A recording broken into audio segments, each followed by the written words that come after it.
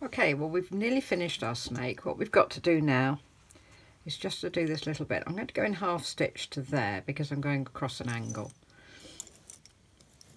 So I'm just going to put a few half stitch pins in.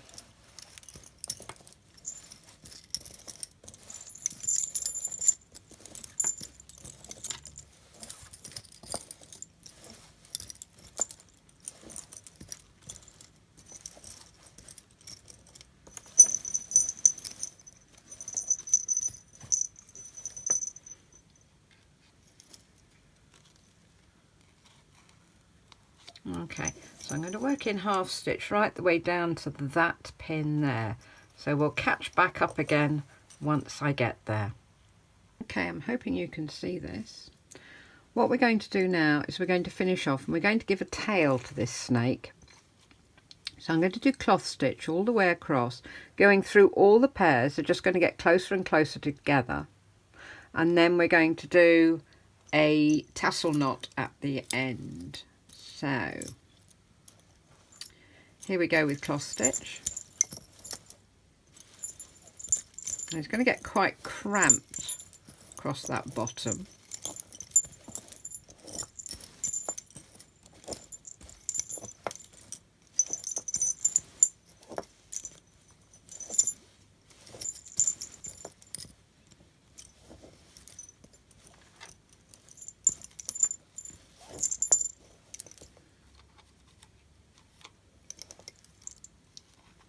So put the pin in.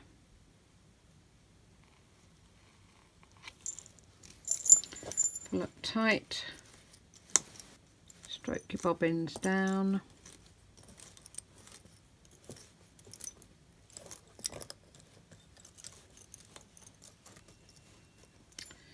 Okay. Off we go again.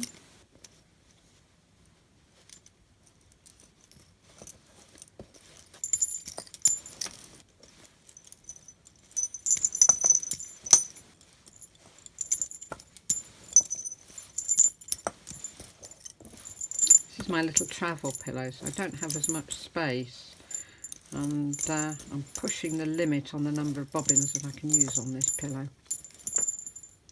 without doing something drastic like stackers, which I will go through in a later lesson. Now, as you can see, it's coming in tighter, so all these threads are going to be moved together. A lot of them are on the far side anyway because we've just gone round the corner and it thinks we're going round another corner and we're not. We're just going to get tighter.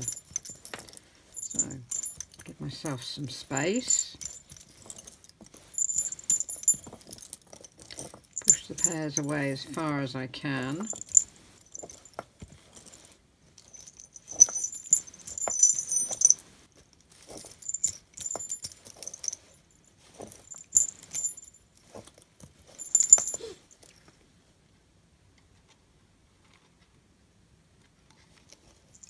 Put up the pin. I've got two there.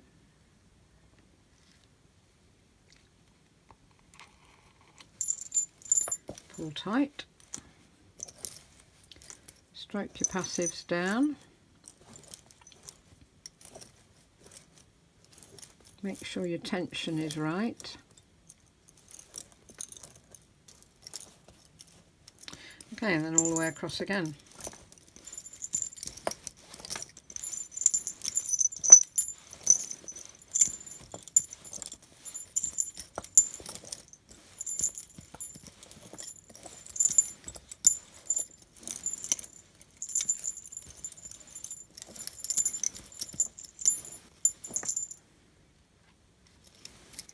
Put up the pin.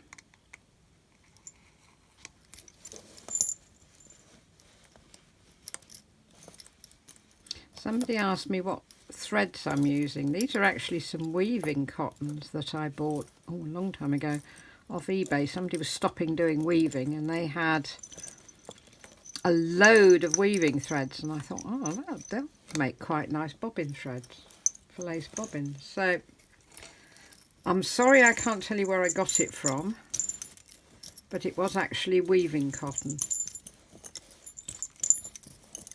And I've got the most wonderful colour collection.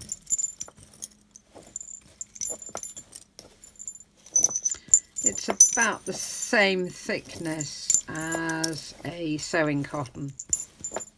So it's quite fine, but it's a bit stronger, which is quite nice. So, because I have a very heavy hand, because as you've seen, I like to have my lace well organised and a good tension on it. So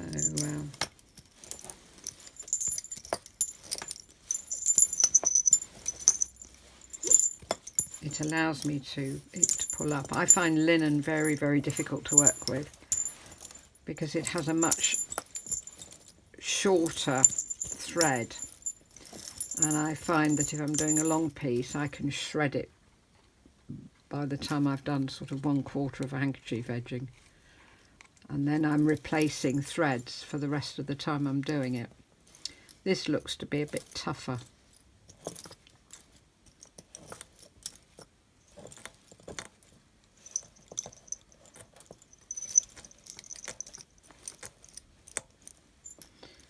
Okay, 2 more rows to go.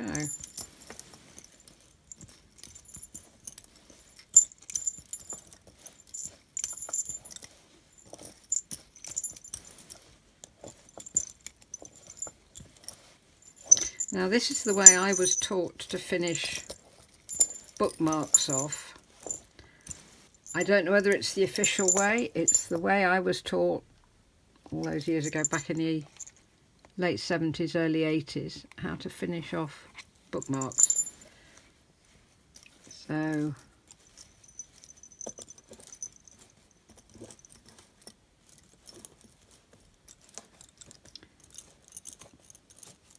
now I'm going to pull these up again, as you can see, because we're getting, whoops, we're getting quite close to the end.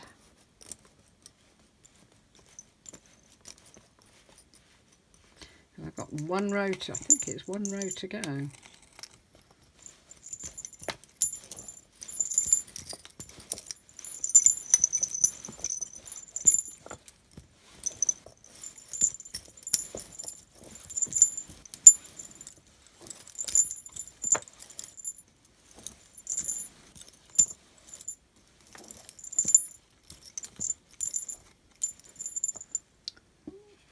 Now this pin, which is the last one,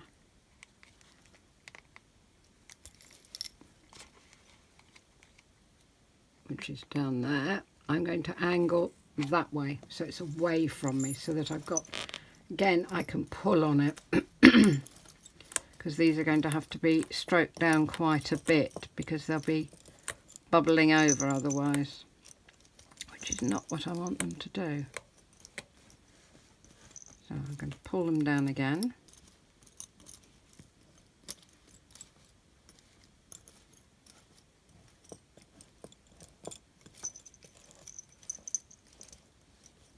Okay, so that's our snake finished. What I'm going to do is I'm going to take the 2 end pairs out. I'm going to lengthen these down and stick the bobbins on my lap. And I'm going to leave the bobbins on the threads. Doesn't matter what order they're in. Just wind the bobbins down so that they're on your lap. So you've got nice long threads.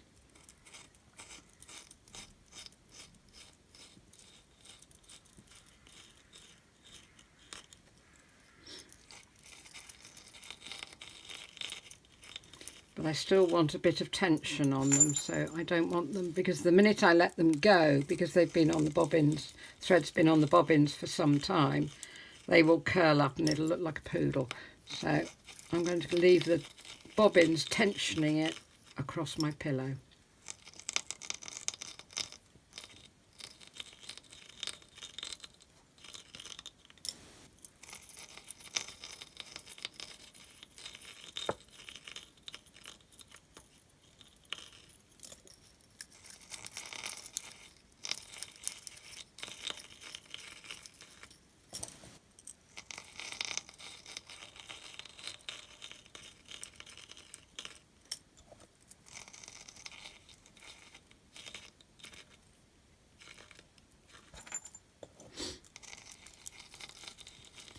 Just a couple more to go.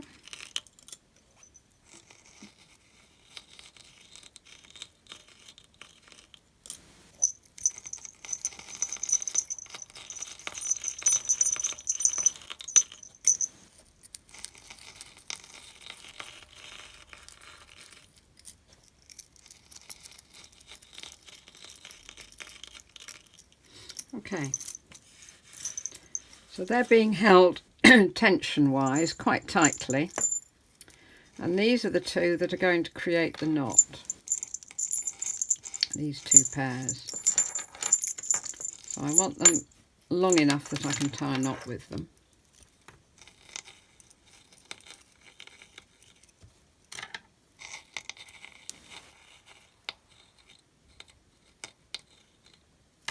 Okay, I'm going to cross them over in front, and then I'm going to cross them over behind. So lift up the bobbins, put those two behind. I'm going to run the threads up as far as I can, pulling tight, and then I'm going to tie a reef knot as tight as I can. So let's see if I can do it with the camera in the way.